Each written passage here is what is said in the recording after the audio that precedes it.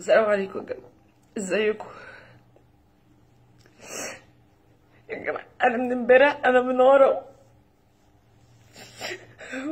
وخايفة جوه بيتي يا جماعة. يا جماعة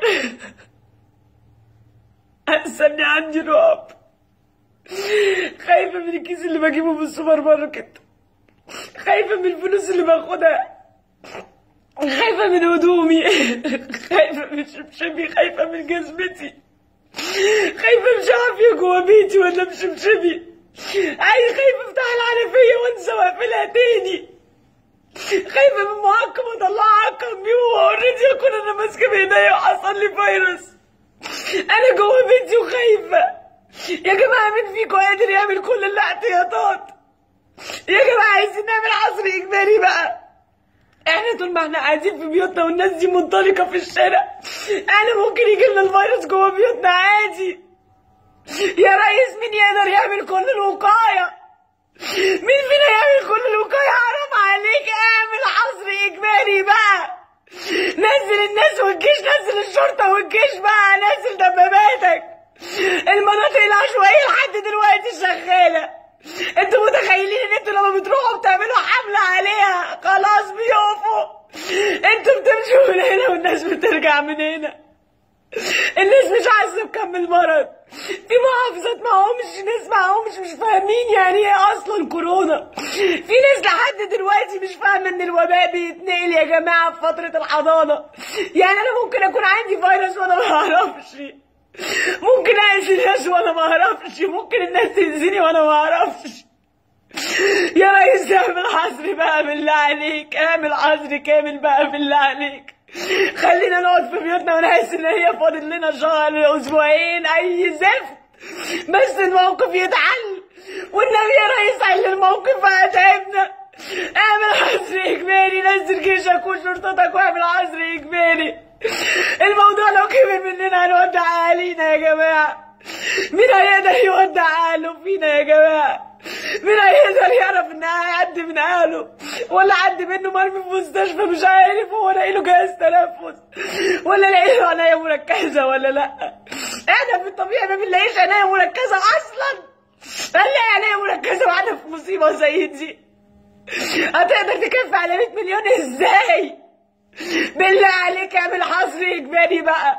خلينا نبطل خوف جوه بيوتنا، احنا مرعوبين من كل حاجه، مرعوبين من كل حاجه جوه بيتنا وبره بيتنا، مرعوبين ننزل نمسك الترابيزين بتاع الزفت السلم، مرعوبين نبدل فلوسنا في حاجه. في ناس مش لاقيه تاكل يا جماعه. يا جماعه في كم ناس مش لاقيه تاكل قد كده. خلينا نحط ايدينا في ايدين بعض واحنا موجودين في بيوتنا. والناس اللي المفروض في ناس اصلا اوريدي هتبقى مرميه في الشارع. الدكاتره هيبقوا مرميين في الشارع يا جماعه. يا جماعه اقعدوا في بيوتكم، انتوا ليه مش خايفين على نفسكم ولا على اهاليكم؟ انتوا عايزيننا نوصل زي ايطاليا بيودعوا 600 جثه في اليوم. يا جماعه عايزه احضن امي، عايزه احضن اخواتي، عايزه احضن ولادهم. رحت لامي بقيت بدينا الحاجه من على الباب وماشيه ومش عارفه انا جايبه لها فيروس ولا لا. رحت لاخواتي، ولاد اخواتي عايزين يسلموا عليا، قلت لهم لا، بعدتهم عني، خايفه منهم وخايفه عليهم.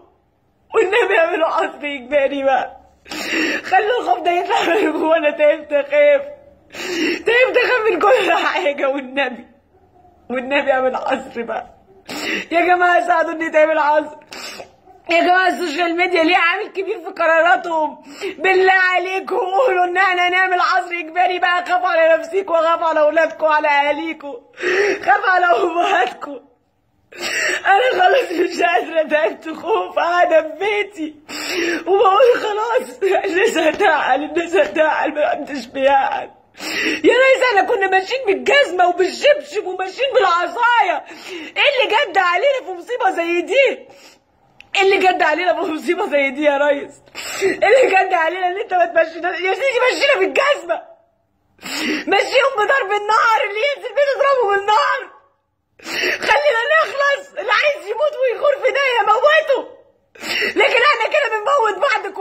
احنا بنعمله ده؟ ارجوكوا ارجوكوا فعلوا، اطلبوا كلكم، كل الناس تطلب حظر.